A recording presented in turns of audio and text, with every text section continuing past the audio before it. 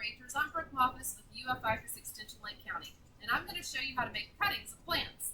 So there's a few terms that we have to know first before we can make those cuttings. When we're looking at a plant, and this one is Coleus, we have things called nodes. Nodes are where a bud attaches or a leaf attaches to the stem. And that's really, really important for making your cuttings, is to know where your nodes are. The other term is internode, and all that means is the area between the nodes. So here's a node here, here's a node here, and we need to make sure that one of these nodes is hitting the soil so that we get some roots occurring. So anyhow, so we have node and internode, area between the nodes. Then the other terms you need to know are hardwood, softwood, or semi-hardwood. And I'm going to show you that on this rosemary here. All right, so the hardwood is down here, and that's old season's growth, and it doesn't bend very easy. The semi-hardwood is right in this area, and that's where we can still kind of bend the plant. It's still pliable, it still moves around a little bit. And then the softwood cutting is up top right here. So what I'm going to show you today is making semi-hardwood cuttings with rosemary, and then we're going to do some softwood cuttings with Coleus. All right, so to start off with this rosemary, we can actually get a cutting out of this. So we can get a semi-hardwood cutting out of this rosemary. So again, I'm going to the part of the plant where it's pliable, where it bends easy, and I'm cutting into the hardwood just a little bit. Then I'm going to take this cutting and I'm going to pull off the leaves. And I'm going to just pull off the leaves around the node. And then I can take my fingernails a little bit and just damage the areas around the node. Remember, this is the node, this is the internode. So you want to make sure that there is a node in the soil.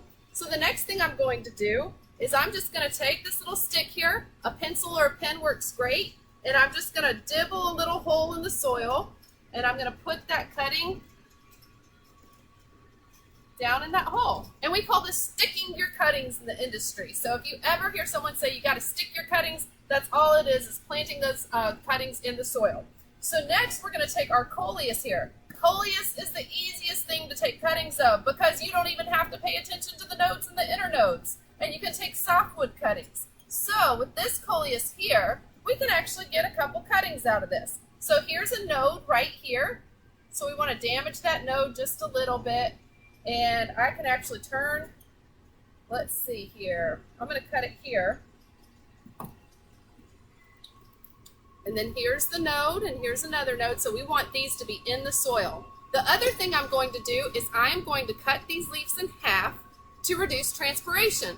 What transpiration means is it's water loss through the leaves. So we don't want these little cuttings to lose a lot of water because they don't have roots right now to take up water. So this is what a cutting looks like. Not very impressive, but it will grow. So we're gonna, again, dibble our hole with our stick or with a pencil, and we're gonna set that right down into the hole like that. So that's one cutting. Now we have another cutting that we can get out of this Coleus. So again, I'm gonna remove these two leaves here. So where I have my node, here and here, and then I'm going to cut these leaves in half to reduce water loss through the leaves, and then I'm going to stick my cutting again. So dibble and then stick. And you just really have to keep these moderately moist. You don't want them to be saturated, so you don't want it to where you can wring the water out, but you need a nice level of moisture in the pots, and you don't ever want to keep them from drying out. And within just a couple weeks, you're going to have rootings on these Coleus already. So that's one really easy way that you can do cuttings in your home garden. So this plant, I can show you how to make cuttings, and it is called Persian Shield. This particular plant is really, really leggy, so it needs to be cut back and cut back really hard so that it will flush back, and then we can do something with all those cuttings. We can, make new plants. So here we go. I am going to, again, take another softwood cutting, and here is the internode. Here is the node where the leaves attach. Oh, look, see how that's peeling down like that? That's great. That actually damages that node a little bit. And actually, simply removing the leaf damages the node as well. But for some reason, I get satisfaction watching that little strip come down the internode there. But anyhow, I wanted to show you this plant because it has very distinct nodes and internodes. And again, actually, you know what I'm going to do? I'm actually going to strip these leaves off of this plant too. There's quite a bit of leaf material on the top. And we got a pretty long cutting there, so I'm actually going to cut the end just a little bit. And again, we are going to dibble. And I'm going to use my finger right here because I think my little dowel rod just fell to the floor. So I'm going to use my finger, so if all else fails, you can do that. And I'm just, again, going to stick my cutting, making sure that the node is in the soil. So that's making a cutting on a Persian Shield plant. We can even go down lower and we can get all kinds of cuttings from it. So here's some more leaf material here. And then we've got a couple nodes along the way. We've got a node here and a node here. So let's go ahead and strip all those leaves. And actually, let's see. This is going to be too big for cutting. So what I'm going to do is I'm going to pop this off. And we'll get a little cutting here. So again, we have the node, the internode, and the other node here. This is the node that we want to be in the soil. So I'm just going to damage that a little bit. And again, I'm using my finger. Not ideal, but that's what I have right now. And I'm sticking the cutting, and then you should get some growth off of these leaves right here. So now I'm going to show you how you can take and actually just simply divide a plant. It's very easy, and probably a lot of you already do this. But one thing that my grandfather taught me was when you purchase a plant, take it out of the pot, flip it upside down, or at least sideways, I should say. I'm going to remove some of the old leaves, and guess what? I have 2 plants going on here. So I have 2 for the price of 1, and I absolutely love it when that happens. So you can take a sharp serrated knife, and you can just simply make sure that you have the stems separated out to where you can see where to make the cut.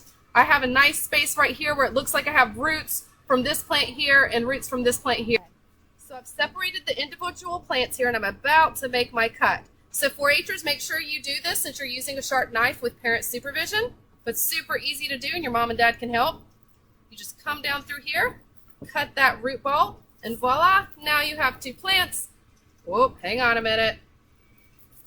Now you have 2 plants. And so you have a stem, and you have a nice root ball on this plant, and a stem and a nice root ball on this plant. This particular plant is called Alternanthera. I know that's a really long name. It's Alternathera.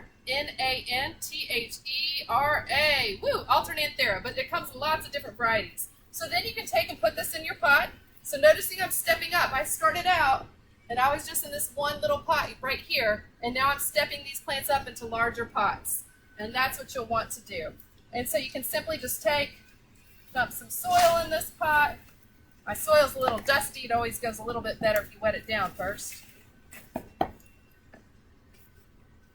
And when you position your plants, a lot of people don't realize this, but you want to make sure that there's a little lip. And if you position the plant too high, it's going to be really hard to water your pot. So make sure you're about 1/2 inch to 1 inch down in the pot. You want to center that because you want this plant to now be its own plant. You want to center it right in the middle of the pot. So here I go. I'm going to put some soil in there. Tamp it down, but don't press it down too hard, because you want to make sure that you still have some air. So there's one of our plants, and now we can plant our other Alternanthera in this pot too. So again, 2 for the price of 1, not too bad. So do you want to see where the propagation really happens? It's here in the Lake County Master Gardener Greenhouse with UF-IFAS extension, of course. So we propagate hundreds, actually thousands, 4,000 plants in this greenhouse. And the cuttings that I just showed you to do, the leaf cuttings in the division, that's what we do for the most part, with just a little bit of seeding that goes on. So almost all of this is cuttings. We have things like these beautiful white blooming begonias. We also have an angel wing, dragon wings begonia. And then we have Coleus that you see over here too. So there's a wide variety of plants. And we do a large plant sale every spring. And the funds that we get from that plant sale go to help fund Discovery Gardens and our Master Gardener educational programs. So this greenhouse is very, very crucial to us. It's something we love doing. We get our hands dirty and we raise a little money too.